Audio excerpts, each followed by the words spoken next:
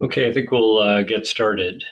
Um, so um, I'll start with a land acknowledgement. So Ottawa is built on the unceded Algonquin Anishinaabe territory, and the peoples of the Algonquin Anishinaabe Nation have lived on this territory for millennia. We honor them in this land, as well as all First Nation, Inuit, and Métis people. So today we have Kathy Pajer and Navjot Bians. Um, joining us to talk about predicting child and adolescent mental health emergency department revisits. So something we know is a huge healthcare need and burden, and a machine learning approach compared to a clinician-derived baseline. I think everyone knows Kathy. She's a professor of psychiatry and formerly served as the chair of the Department of Psychiatry at U Ottawa and the chief of psychiatry at CHEO. She currently serves as the director of the CHEO Precision Child and Youth Mental Health I can never say this word right, collaboratory, supported by a generous donor in a partnership with Sick Kids. She's also the clinical and scientific director of Project ECHO Ontario, the Child and Youth Mental Health. Spent the majority of her career in the US as a clinician scientist and focusing on a stress response system function to adolescent girls with behavioral disturbances. Came to Canada in 2011 to Dalhousie and 2014 to U Ottawa. She's received numerous grants and awards for her work, including the 2024 CHEO Research Institute's Osmond Impact Award, which recognizes individuals who have significantly advanced the Institute's growth over the past year. Navjot is an AI scientist at the CHEO with nearly a decade of experience developing AI for real-world clinical application. So before it really hit the zeitgeist, her work focuses on interpretable and responsible AI developed in collaboration with clinicians, spanning biomedical signals, medical imaging, predictive modeling, and clinical natural language processing. At CHEO, she developed a natural language processing system that transforms clinical notes into structured searchable data to support clinical and research use, and is leading the development of the Institute's AI-powered chatbot. She also contributed to the design of another big project we all know well, the ThinkRare platform and its architecture and user interface. And I think with that, I'll hand it over to our two presenters. Okay, I'll get the slides up.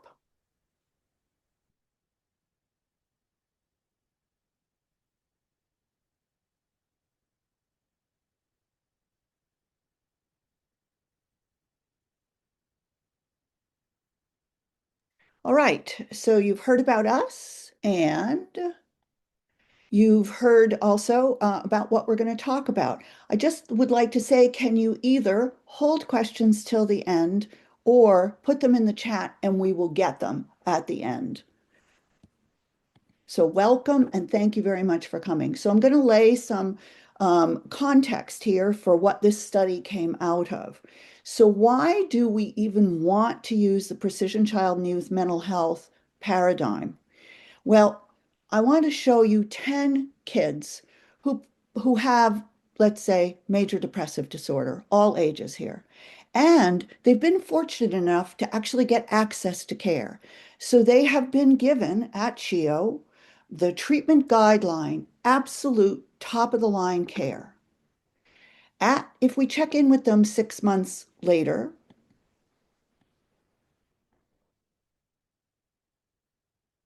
half of them will not be much better. What we find is up to 50%, major depression being one of the best examples of kids getting absolutely our best effort at care, don't get better. And we think that that's partially because the paradigm, the treatment paradigm of one size fits all, does not work. So precision child and youth mental health is helping kids with mental health problems get better faster by not just treating their symptoms, which all of you know in mental health care or psychiatric care, that's about all we've ever had, self-reported symptoms. But instead, now we have the opportunity with new technology on all fronts to develop more precise treatment plans tailored for them based on knowledge about their body and brain function, lifestyle, and environment. So the PCYMH Collaboratory is a unique research center. We are positioned in the RI, as you know, but this is not a grant, and it doesn't belong just to the research center. Instead, we have a leg in the research center and a leg at the hospital. If you see our 4 strategic priorities there, you will see that the first one is to nurture teams that translate research into real life care. So to prevent that 7 to 10 years of lag between discovery and implementation at the front line, we're actually doing concurrent clinical transformation and research. We're here to conduct impactful PCYMH research, to use technology to deepen the understanding of child and youth mental health, and to advance the growth of PCYMH at home here in CHEO, Ottawa, but also worldwide. So I just also want to point out that we're not just here to help the kids with mental health, although that is our main focus, and you'll see what I mean in a minute. So since we have received the 2 donations, and actually now we have a 3rd donation, since 2022, we have funded or in the midst of carrying out 4 clinical care transformation projects in the hospital. The one you're going to hear about today is part of that and is also part of our technology strategic goal. We've given out 12 interdisciplinary discovery awards, including support for the synthetic data project generally, so that our support helps all of you. We've also hired 2 new scientists in neuroimaging and digital health technology. One of the first things we did was work very closely with Research Informatics to fund the build of a high-performance computing system. Again, affects all of you as scientists.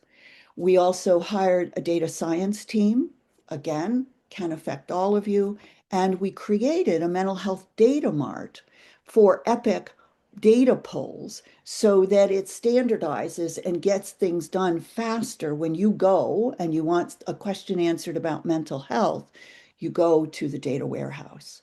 And then we also hosted the 2024 International PCYMH Conference, which drew over 170 international registrants, and we're hosting another that I'll show you at the end. So it was in this broad context that this project was hatched. So let's talk a little about it. So let's talk about the background. We do know that 5% of Canadian ED pediatric presentations for child and youth mental health care, and that's post-COVID. It was higher before, but it is still a really serious problem. Why? Well, up to 40% of those are revisits, with 13 to 38 returning within the 6 months. So, you can think revisit, well, you come in once and you come in a couple of years later. Yes, that's a revisit. That's not the problem. The problem is they're coming in more quickly, and some of them are coming back multiple times, like 7 times. What it means is they're not getting what they need, not necessarily from the ED, but the ED is a place maybe to start trying to find how to get them what they need. Patients with revisits really have more adverse outcomes, including higher rates of suicide, self-harm, and overall morbidity and mortality, including medical illnesses. Also, revisits contribute to longer ED wait times, which impairs further the limited capacity that the ED staff have to take care of every patient. So if we could identify kids at risk of revisiting, then we could start to develop special care paths for post-ED visits to reduce the representation. Now, there's been a lot of work done on this because it's been a problem for years. So previous studies have tried to predict revisit risk using chart reviews and statistical analyses of selected variables. Because, with statistics, the problem is that you can't manage loads of interactions like you can with AI. But meta-analysis and systematic review studies have concluded quite recently that it's still very difficult to predict the risk of revisiting. And that's partly because the studies they're really like a dog's breakfast. And in terms of interstudy variabilities in methods and findings. There's one study, at least when we began this, we haven't reviewed the literature in probably 6 months, but there was one study out of Mac that used AI to predict revisits in child and youth mental health. And they compared several AI methods in predicting revisits in 30 days. So you'll see we chose 6 months, which is a more common in the literature, but they did 30 days. They found that the graphic neural network approach was superior, but they had to say, we actually don't know what this could mean clinically. And clinicians were not involved in the model development at all. So our aims for our ED1 visit, and I got to say, the data scientists are pretty creative. When we were looking for a moniker for this project, they're the ones that came up with this name, and we thought it was pretty good. Okay, so just a summary. It's a major problem, but actual risk predictions still are not able to help us that much. The only AI study found better performance with a deep learning model compared to other methods such as machine learning using logistic regression, but they were unable to assess the clinical relevance. And no study has included clinician participation in model development or using a clinician baseline. Now, remember what I said. We want transformation at the front line, which means we're trying to do both research and clinical transformation means we set everything with clinicians, persons with lived experience, and researchers are always involved in everything. So this is why we thought, oh, clinician participation hasn't been in there. So therefore, our aims were to establish a clinician-driven predictive algorithm based on clinician-assigned weights. May not be perfect, but this is something we should be doing. Clinicians are really good at this. Their brains are good. That could serve as a benchmark for machine learning algorithm to predict 6-month revisits. And then we compare the performance of the two, not just performance, like did this one win, you'll see, but features. Did they pick the same features? This would be a really interesting question to us because, again, we really respect clinicians' brains as in terms of compared to computers. So I'm going to turn it over to Navjot. And Navjot, just tell me next slide, okay? Yeah, thank you, Kathy. Good morning, all. As Kathy described, mental health ED revisits are common and clinically important. However, predicting who's likely to revisit remains still a difficult problem. So, as described, traditional approaches, they were decent, but they were producing inconsistent results. And those results were often difficult to put into clinical practice. So this raised an important question. Now we are talking about AI. AI might help us detect patterns in electronic health record, but if we build an AI model, then how would we know whether it's really good? Because usually AI models are compared with other statistical or simpler AI models as baseline. But in this context, we do not really have a baseline that reflect real clinical reasoning. So even if AI model, we say that it performs statistically well, that doesn't automatically mean clinicians will trust it or accept it. These things are already explained by Kathy, but I'm going to quickly go over this. So because of that, we designed this study around a different idea. Instead of asking, can machine learning predict revisit, we asked more practical question, which is, can machine learning provide meaningful insights beyond structured clinical intuition and experience? So the study design compare two approaches using the same data. First was a structured clinician-derived model built with expert clinical intuition and experience. And second was machine learning model, which we trained on the same data that we shown to the clinicians. This allowed us to evaluate not only prediction performance, but also whether AI findings align with clinical understanding or not. And with that study design in mind, I'll now walk you through how the data set was created, how a model was constructed, and what were the results and what they clinically mean to us. Next slide, please.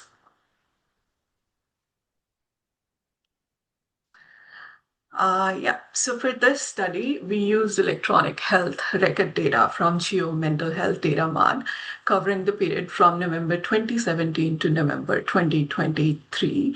We identified mental health patients using a set of ICD-10 diagnostic codes that represented mental health disorder that were actually selected by 9 child psychiatrists, blinded to each other choices for the mental health data mart project. So if any of these codes appeared in patient chart, the patient was considered as a mental health patient for this study. We use this definition. The initial data set we created using this definition included 31,758 mental health patients with their 98,119 ED encounters. So after this, we only retained the visits where one of these mental health ICD-10 code appeared in primary as a primary complaint, or at least as a most responsible or secondary responsible diagnosis code, so that we can keep the study data current with the problem that we are trying to solve at hand. On the right-hand side, you can see the detailed data filtering process, which shows how the initial data set was narrowed down to filter final study data. After applying all these filtering steps, the final data set included 12,700 emergency department encounters from 8,696 mental health patients aged between 8 to 18. For the outcome definition, we labeled each encounter as revisit or non-revisit, and the definition of revisit was if the same patient returned to the emergency department within the 6 months of their current visit, then the encounter was labeled as revisit, otherwise no revisit. And in the final data set, after labeling, we had 22% of encounter labeled as revisits and 78% of encounters were labeled as non-revisits. Next slide, please. Yeah, so after defining the cohort for the study, the next step was extracting clinically meaningful features from the AHR. The final data set that we had, it included features from multiple domains of electronic health record. First was patient level variables such as their age, sex, living status, postal code, and their documented mental health history. Second second variables were related to visit level, basically anything which we record during the patient encounter, from the arrival instance to the instance when ED discharge disposition is assigned.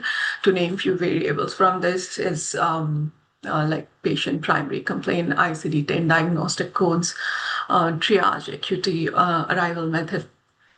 We also included lab procedures ordered during their visits and also their outcomes.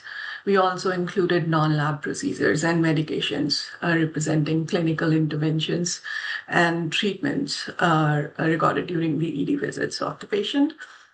So altogether, the data set initially contained around 300 potential variables, or we can say features. But these are too many features to feed into machine learning model, because then our model going to be unstable, and there is a chance of overfitting the data. So there was a need to reduce this feature set in a way that it still preserved clinical meaning and interpretability. So to do this, we had 230 ICD diagnostic codes in this data set, and those were grouped into 28 DSM, 5 diagnostic categories by expert psychiatrists that reduced the 300 features to 191 feature. We also changed some of the features into binary features, so that's why we have 191 features in the final study data. This mapping reduced complexity while keeping the feature matched with the clinically recognized mental health categories. At this point, our data was ready to be used in both pipeline. One was for clinicians to build a clinician-derived baseline model, and the second one was machine learning approach. Next slide, please. So now, as I mentioned, our data was ready to build the clinician-driven baseline. We recruited 7 clinician experts with experience in pediatric emergency mental health care. Each clinician participated independently, and they were compensated for their time. To support this process, we developed a custom application, and the index page of that application is shown on the slide. Through this application, we presented those 191 clinical features from the study data along with their short description to clinician. For each feature, clinicians assigned weights from -3 to +5, where negative values indicated reduced revisit risks and positive values indicated increased risk. You may think why the scale is asymmetric. Here, -3 and +5 represent equal strengths, but in the opposite direction. But we extended the positive range so that we can allow clinicians to capture more granularities when they are grading features associated with the increased risk without implying greater importance compared to the negative weights. But to ensure balance between the negative side and positive side, because our scale is asymmetric, the weights were normalized to a symmetric scale, that is -3 to +3. So after normalizing these weights, we then applied these weights to the patient features to calculate weighted sum for each encounter. The sum was passed through the nonlinear activation function to produce continuous risk scores. These scores were basically, we consider them as a representative of relative risk assessments based on the clinical judgment. And for evaluation of these baseline models, we systematically explored a range of thresholds across the distributed scores to classify whether the encounter is revisit or non-revisit. And we also calculated standard metrics such as precision recall, F1, and AURC. And in this process, each clinician's weights generated a separate prediction model, resulting into 7 clinician-derived baseline models to avoid group consensus bias. And then later we use these models to compare with machine learning models. Next slide, please. Okay. So in parallel with the clinician-driven approach, we developed the machine learning model. For that, we selected logistic regression as a primary machine learning algorithm. We know complex models exist, but logistic regression works well in sparse data. Our data was sparse, so this is for the technical reason, it was one of the good candidate. And also it provides strong balance between predictive performance and clinical interpretability. So these were important for our design goal for this study. So that was the reason why we picked logistic regression. So before training this model, we performed correlation analysis to remove redundant variables, because we used the same study data that we shown to the clinicians that had 191 features, but still 191 features are too many to feed to a machine learning model. And most of these predictors were correlated to each other. So that's why we performed correlation analysis to remove the redundant variables. If we keep so many variables, it could cause the known issue that we have in machine learning, which is called multi-collinearity, and model also become unstable. What that means is we will see confusing feature importance and unreliable interpretation. And if model is trained on a fewer meaningful features, that often generalizes better. So to address this, statistical correlation test combined with clinical expert feedback to determine which feature were most meaningful in practice. If there was a set of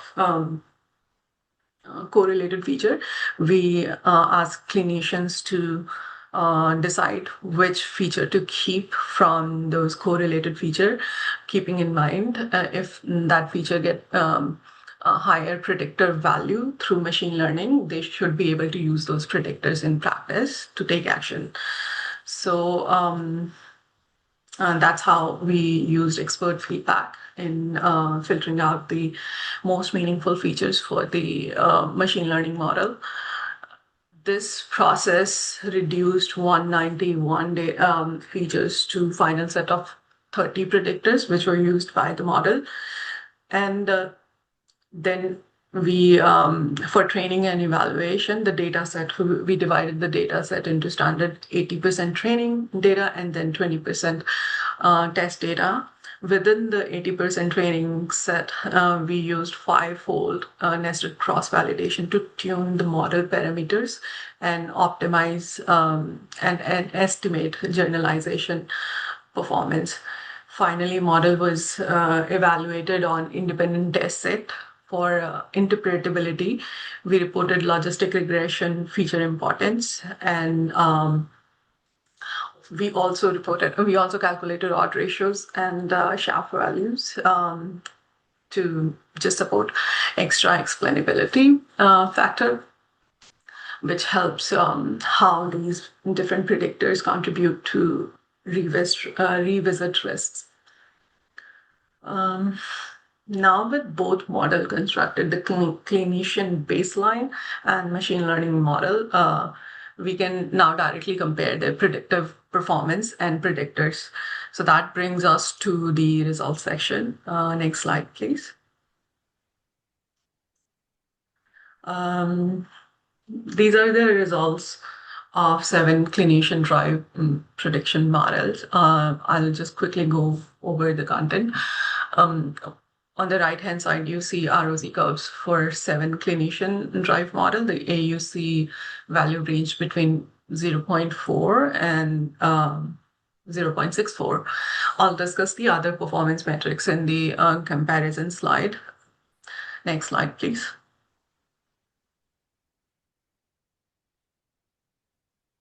For the machine learning model, the AUC was 0.78.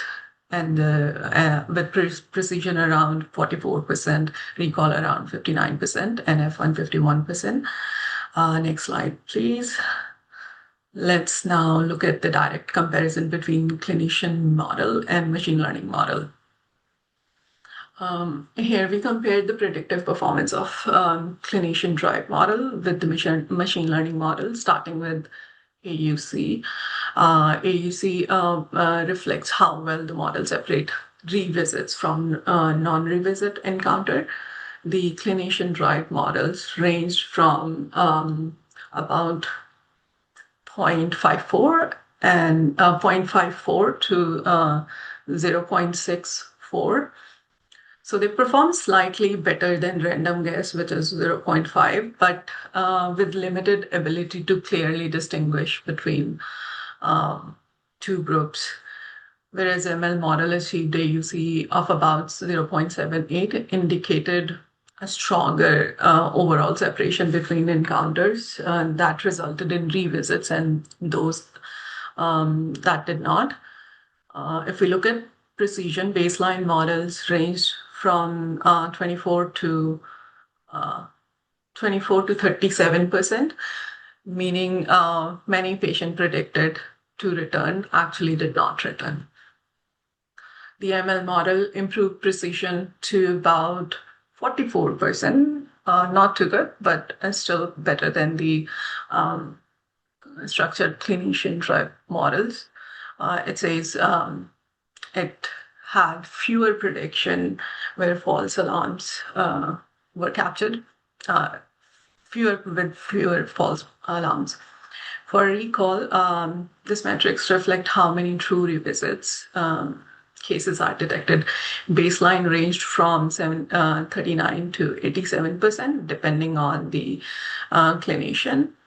And the ML model achieved about 59% of recall, meaning it correctly identified 6 out of 10 children who returned.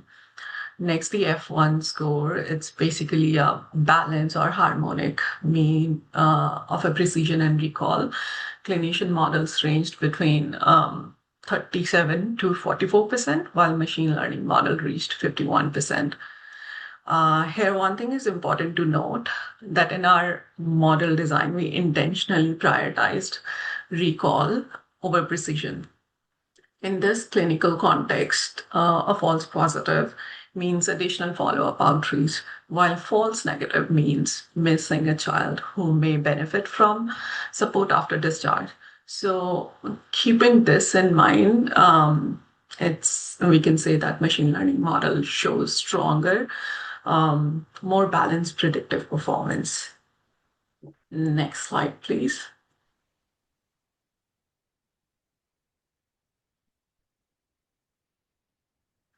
Yeah. Next, we also looked at whether machine learning model performed differently across developmental age groups. To do that, we divided our test data set into 4 age groups and evaluated the same model separately for each group. Overall, model showed stable performance across ages with AUC value ranging from 0.74 to 0.80. The highest predictive performance was observed in 11 to 13 years age group, where AUC reached 0.80. For the older youth groups, 14 to 15 years and 16 to 18 years, the AUC value were 0.77 and 0.78, which are close to the overall model performance, which is 0.78. This suggested that predictive patterns remain fairly consistent in older youth. The lower performance was seen in the 8 to 10-year groups with AUC of 0.74. One possible explanation is that revisit risk in younger children may be more variable, partly because decisions to return to emergency department are often influenced by caregivers, and younger children may present with more somatic or unclear symptoms.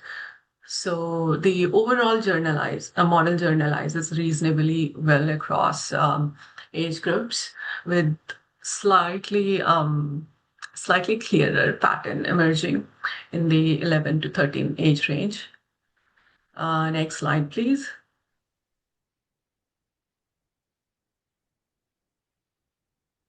Here we look at the factors actually drives the ML model's predictions.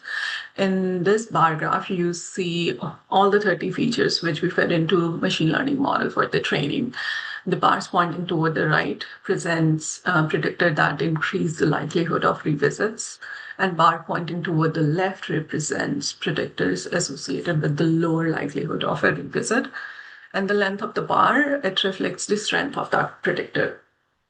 So looking first at the strongest positive predictor, the most dominant factor was past emergency department revisit history, which had much stronger effect than any other feature or predictor.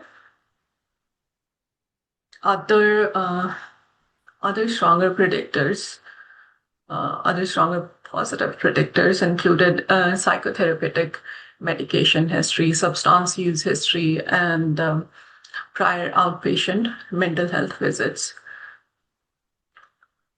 These were also, you can also see the moderate predictors such as feeding or failure to thrive history and somatoform complaints. On the negative side, meaning factors associated with the lower likelihood of returning, we observed if a patient is a resident of Quebec or presenting complaint, or their presenting complaint is substance addiction, they are less likely to come back. Next slide, please.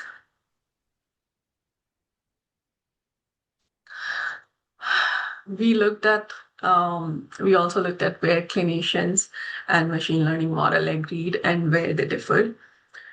First, there were several areas of strong agreements.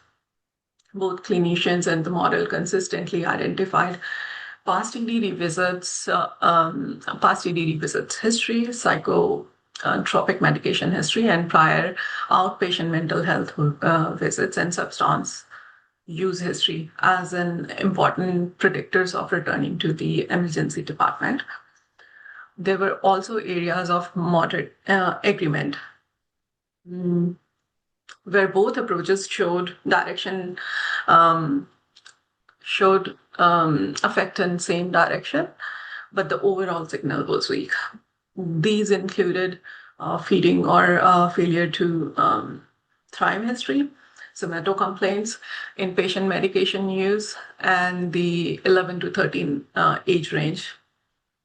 Finally, there were a few areas where these two approaches diverged. For example, clinicians tend to view male sex as a risk factor, while machine learning model showed a weak and an opposite signal. Clinicians also expected that the patient with primary care provider would less likely to return to ED, whereas ML model showed a slight increase in revisit likelihood. Similarly, clinicians expected that the substance addiction as presenting complaint leads to revisits, but the ML model suggested that patients were less likely to return. Maybe these patients may instead they enter into external additional care pathway rather than returning to ED, but that opens an opportunity for us for further investigation. And for patients from Quebec, clinicians did not consider it as an important factor, but the ML model suggested a lower likelihood of revisits, and it makes sense. This it reflects the structural differences in care pathways in Quebec patients. They return to their province for the follow-up mental health care. So we knew this thing beforehand, but we still kept this variable as an input to machine learning for the transparency and see if model picks this detail or not. And it did, which is great. Next slide, please.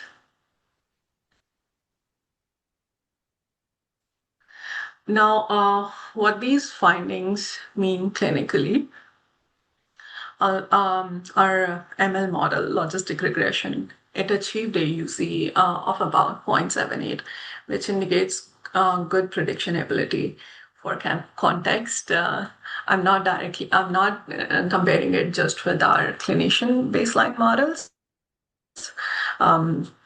there was a previous AI study that Kathy also discussed from Sagu and colleague. They reported AUC of about 0.66 using logistic regression and 0.70 using their best performing graph neural networks. So their best performing performance metrics was 0.70, and ours with the simpler model, which is interpretable also, our AUC was 0.78.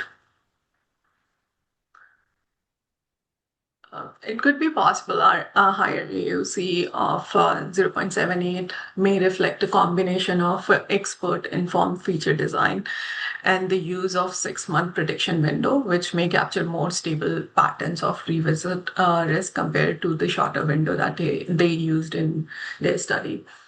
Second thing is when we compared the machine learning model with clinician baseline, the machine learning model showed stronger and more balanced predictive performance, while the clinician model captures some of the same signals, but with the greater variability. Third is many of the key predictors which were identified by ML model aligns with the factor clinicians already recognize, such as past TD visits, medication history, and substance use, etc. This overlap support clinical plausibility and credibility of the model prediction to some extent.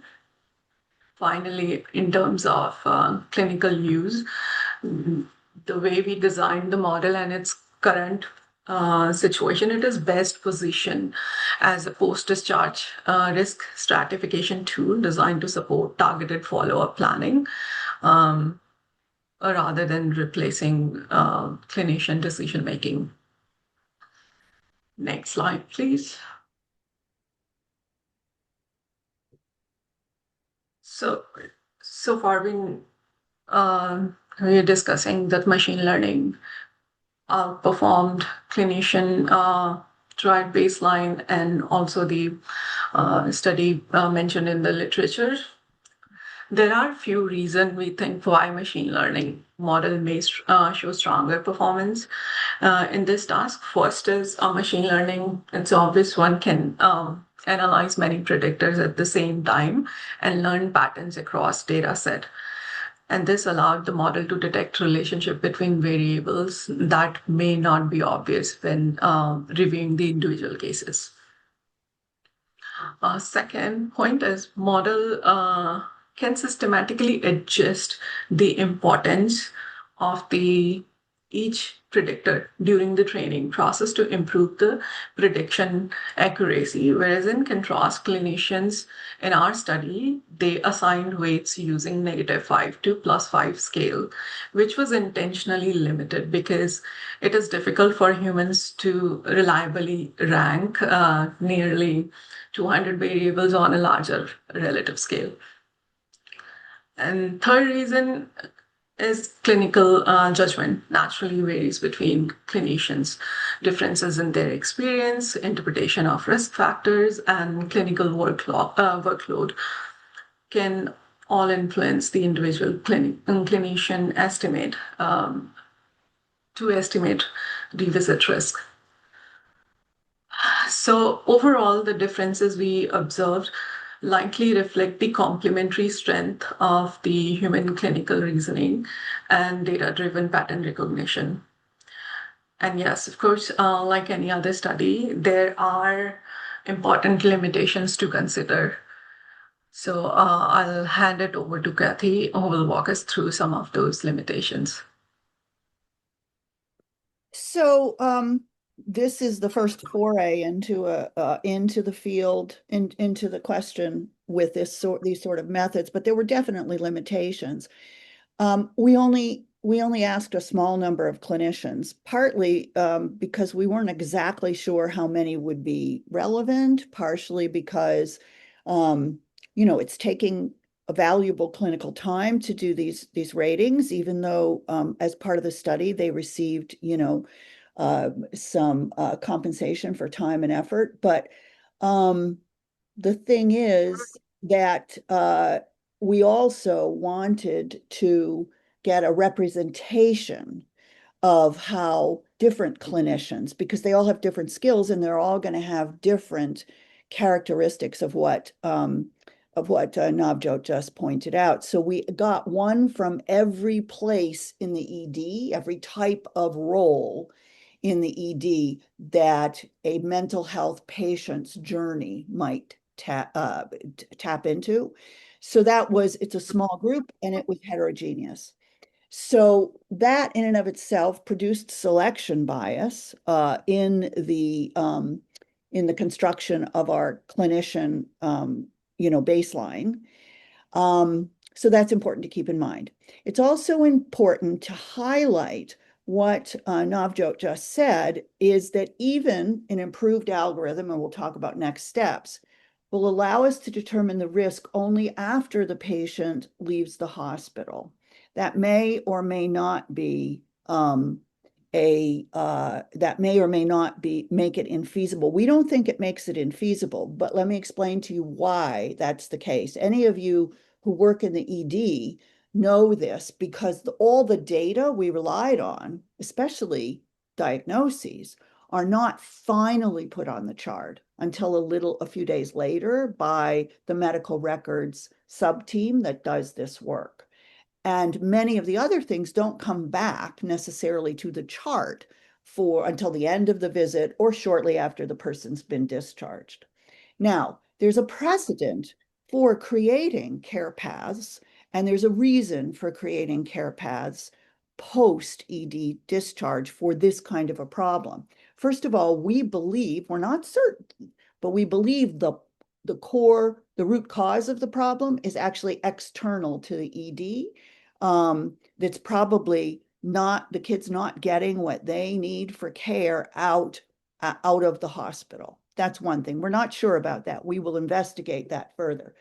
But the other thing is that there is a precedent. So very simply, years ago, when we were doing I was working on a similar study with trying to help decrease the risk in adults of completed suicide post-discharge from the ED. One of the things that was done was there were two things that were done: mailing out a postcard to them and connecting with them, and then having a phone call with them and connecting with them. But it wasn't known until the chart was completely scored again, or that whether or not they actually were at high risk for suicide had they come in with suicidal ideation, suicide attempt that didn't require hospitalization. And it was those types of efforts, we weren't the only one, those types of efforts, which we did not publish, but we were trying to look at it based on what had been done. Those types of efforts in other settings that were published were successful. So it's kind of like that. And we only used one AI approach. Others may produce better results, but we wanted to start with it's not the simplest, but the most basic that is transparent in terms of us being able to understand the clinical meaning.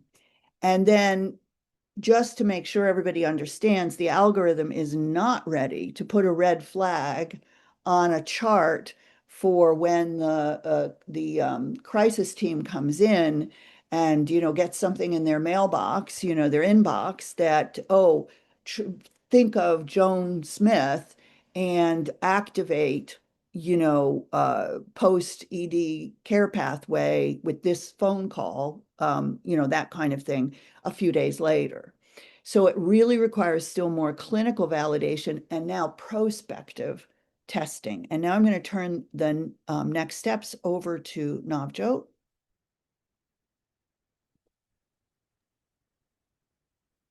Thanks, Kathy.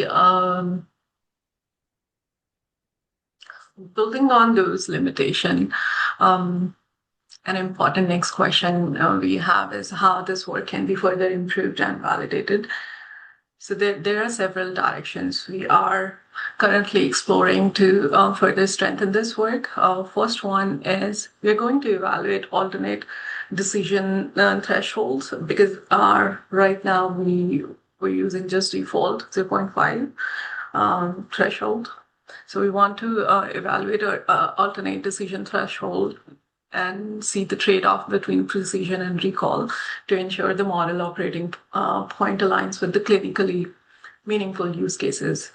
After that, we will also be evaluating probability calibrations. And then second thing, during the data collection process for clinician baseline models, we also collected feedbacks from the clinicians asking if they think any variables are important in predicting revisits but are not captured right now in our study data. So we have that feedback. So we want to use that feedback to expand our feature sets and retraining the model. And we also want to use external contextual data such as Ontario marginal index data, which may help us capture social determinants of health. Third point, we want to evaluate additional machine learning approaches. We just tested it with logistic regression, so we may want to try different classical machine learning algorithms like maybe random forest or gradient boosting techniques to determine whether they can further improve predictive performance while maintaining the interpretability. So as Kathy mentioned, this is just a early exploratory research.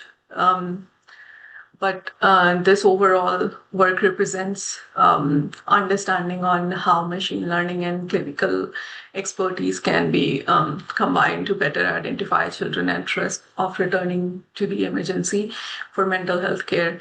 With that, I'll hand it back to Kathy to close the presentation. So I just want to acknowledge our co-authors and folks that helped with this. Junsu Leo, Jeff Gilchrist, Christina Honeywell, and Paula Cloutier and Allison Kennedy. And John Seymour helped for our use with our work with the Mental Health Data Mart.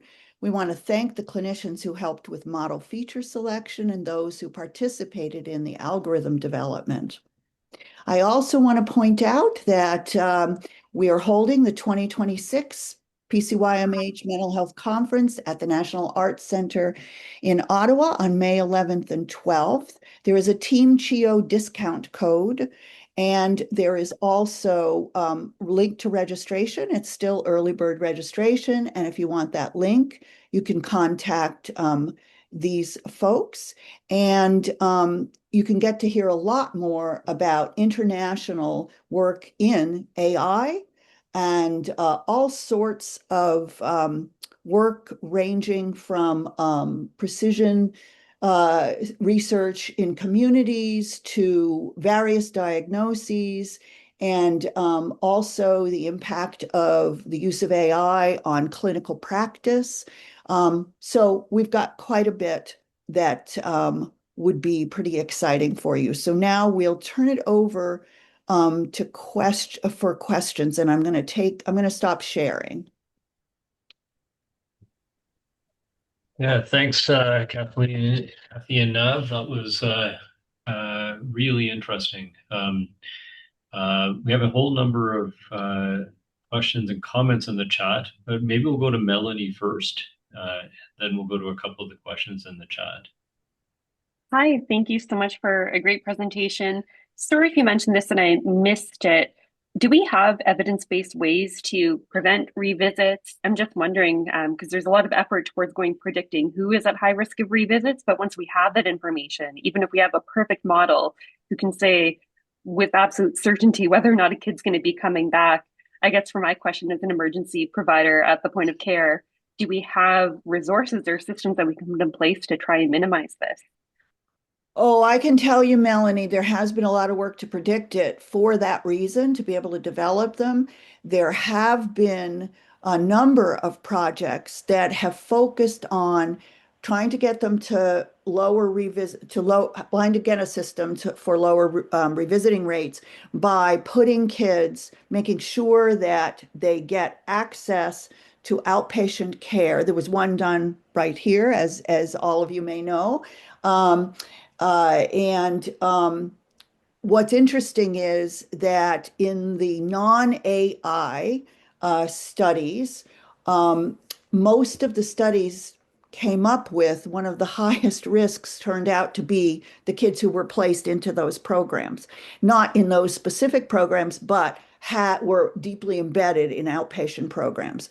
The interpretation of that is difficult to understand because, to my knowledge, no one has done a qualitative study to try to look deeply into what's happening there. But that has been the main line, is to put them into of research is to put them into care. Now, whether or not that care, for example, is tailored to what they need, because I don't know that anybody, again, has talked to kids who revisit and said, what do you need? It's going to be a heterogeneous group. So those are the holes in it. But yes, there's a lot. Get the kids into outpatient care. But it doesn't work that well. We would be proposing to fund this big multi-step project. We would be proposing to try to design something with all the clinicians and the people in the community and the kids. Yeah, thanks. I think let's go to Trina's question from 8:49 a.m. I'm wondering how many of the revisits are children and youth with autism and developmental disabilities, and then she speaks to some of the tools that are available. So I don't think we separated out. I mean, we looked at diagnoses, but we didn't, Navjot, correct me if I'm wrong, but we didn't separate out the group that was visits, the 22%. We did not look at them categorized by diagnostic type in any way. That was not part of this analysis, correct? Yeah, you're right, Kathy. We just relied on the definition for the mental health disorder ICD-10 codes.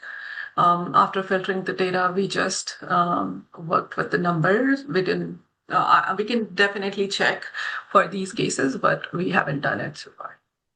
Having worked in the emergency department, like all the other psychiatrists, I appreciate why you're asking that question. And I would guess, as probably is in your mind, that a pretty hefty percentage of them did fit into this very broad diagnostic category, but we didn't examine that. Yeah, thanks. And Trina, you have your hand up, so why don't we let you, go ahead. Thank you. I just want, yes, for the second part, I was just mentioning that screening, kind of backing on to the other comment that was made just about like, what do we do about this?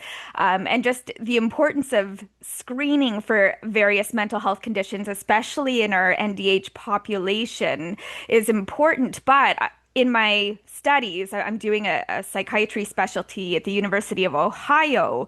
I've found that a lot of the screening tools are not well suited to children with developmental disabilities and autism. So, like if we look at the GAD-7, for example, it's intended to be completed by the patient. And of course, our patients are nonverbal and, they can't.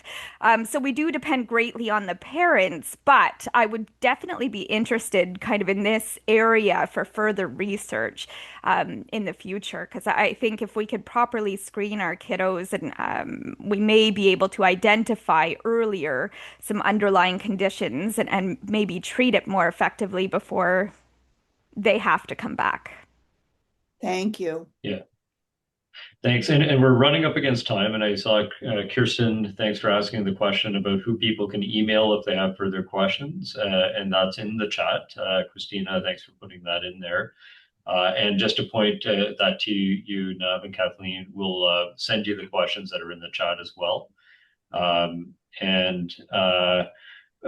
had a kind of order I was going to go through them in, but one of the questions was also one that I had. It was from Jamie Hutchison. Thank you for this interesting presentation. Did you test which minimal number of predictors are needed in the model? I think you talked about that within the presentation, but with the strength of the importance of each feature, what was the minimum set, and does that have any bearing on clinical applicability? That's the spin I had on the same question. So for our current study, we handpicked, and also based on statistical analysis, 30 features. And out of those 30 features, the bar graph I showed, you might have noticed strength up toward positive and negative direction. So those are the strong predictors in positive and negative direction. The next step would be seeing if I just use those predictors and retrain the model, am I losing the performance metrics or not? So we haven't done that, but it is definitely a part of our second phase. Great. Thank you. And with that, we're only 2 minutes over time. And that was a great presentation, lots of questions and engagement, and huge issue. So I really appreciate both the work and the communication of the work. So thank you again. Thanks so much for having us, and we will give answers to everybody over the next couple of weeks, okay? Great. Thanks. Thank you, everyone. Bye-bye, everybody. Bye.